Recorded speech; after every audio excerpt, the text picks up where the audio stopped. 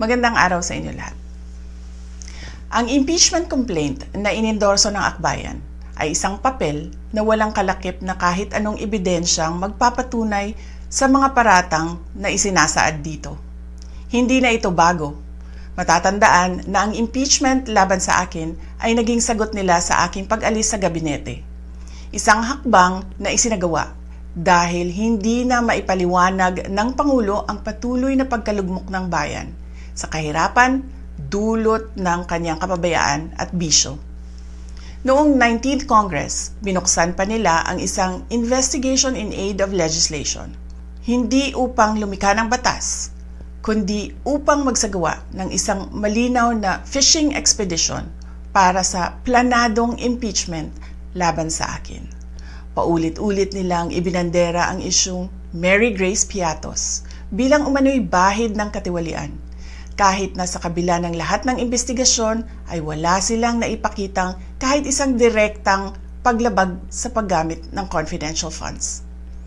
Sumunod na dito ang bentahan ng mga pirma para sa impeachment at ang mga tinaguriang for later release projects na ipinangako umano sa ilang miyembro ng Kamara upang itulang ang impeachment laban sa akin.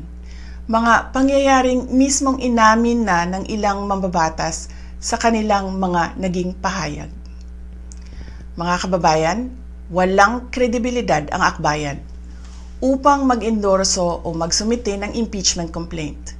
Ilang ulit ng hayagang ipinahayag ng kanilang pinuno ang kanyang intensyong tumakbo sa pagkapangulo. Isang malinaw na indikasyon ng pampulitikang motibo sa likod ng kanilang mga hakbang. Huwag nating kalimutan ang makasaysayang talumpati noong Agosto 2024 ni Risa Ontiveros, kung saan malinaw niyang inilahad ang tunay na motibo ng akbayan bilang isang grupo. At habang ang anak niya ay may kapangyarihan pa, hindi magiging madali ang ating laban. While VP Sara is in power, the threat of a full-blown Duterte comeback is still a very real and present danger. For one, they are supported by one major superpower, China. Kaya malinaw na lahat ng ito ay isang uri ng harassment at pang-aabuso sa proseso ng impeachment ng grupong akbayan. Hindi malinaw kung ano ang ipinaglalaban nila para sa kaayusan ng bayan, pero napakalinaw ng kanilang pamumulitika at pagpapahirap sa usaping diplomasya ng ating bansa. Sa huli, ang tunay na laban ay hindi lamang laban ng iisang tao o iisang grupo.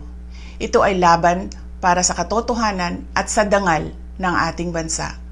Naway magsilbi itong paalala sa ating lahat na ang kapangyarihan ng impeachment ay hindi dapat ginagawang sandata ng politika, kundi isang banal na proseso para sa hustisya at pananagutan.